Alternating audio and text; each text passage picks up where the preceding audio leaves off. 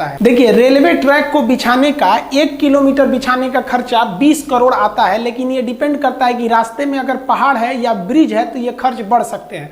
इस ट्रैक को बनाने के बाद अगर आप चाहते हैं कि इसको इलेक्ट्रिक से चलाएं तो एक्स्ट्रा इलेक्ट्रिफिकेशन का खर्चा 1 करोड़ रुपए प्रति किलोमीटर आता है। देखिए, जो लोहे की पटरी गई है ना, उसको हम लोग कहते हैं रेल। इस रेल पे चलने वाली गाड़ी को कहते हैं रेलगाड़ी। अब ये रेल को ऐसे ही बिछा देंगे तो धंस जाएगा।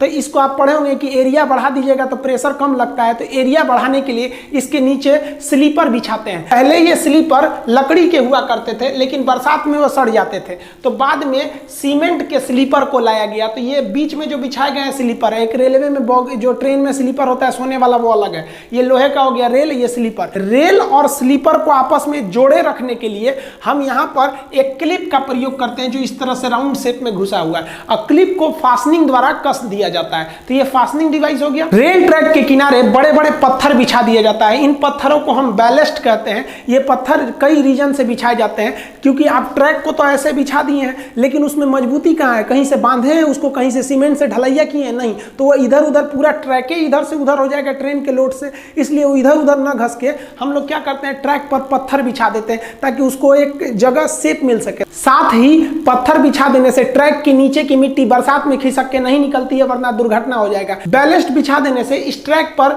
जंगल झाड़ घास वगैरह भी नहीं निकलते हैं। लेकिन यह बैलेस्ट जो होता है ट्रेन की दबाव से नीचे से फूटने लगता है, जिसे बार बार मेंटेनेंस की जरूरत होती है। बैलेस्ट पर आप 200 किलोमीटर प्रति घंटा की रफ्तार से ज्यादा ट्रेन को नहीं ले जा सकते हैं, वरना बैलेस्ट कंपन करके हट जाएगा, ट्रैक से दुर्घटनाग्रस्त हो जाएगा। इसलिए इस बैलेस्ट की जगह पर हम कंक्रीट बैलेस्ट का प्रयोग करते हैं। पूरे सीमेंट की ढलैया कर देते हैं और उसी में ट्रेन को क्लिप फास्टनर से रेल को कस देते हैं। बुलेट ट्रेन चलाने के लिए आपको इसी कंक्रीट बैलेस्ट की जरूरत पड़ेगी। इस ट्रैक पर बुलेट ट्रेन ले ही नहीं जा सकते हैं। इस इमेज में देखेंगे तो बुलेट ट्रेन के आगे तो जो ट्रैक है उस पर तो बैलेस्ट पत्थर फेंका हुआ है। आप कहेंगे कि हम झूठ बोल रहे थे। देखिए, जब बुलेट ट्रेन स्टेशन पर खड़ी रहती है तो वहां पर बैलेस्ट बिछा सकते हैं, क्योंकि स्टेशन के पास स्पीड ज्यादा नहीं होती है या डिपो में स्पीड ज्यादा नहीं होती है। लेकिन आगे के लिए आपको इसे कंक्रीट देना ही पड़ेगा।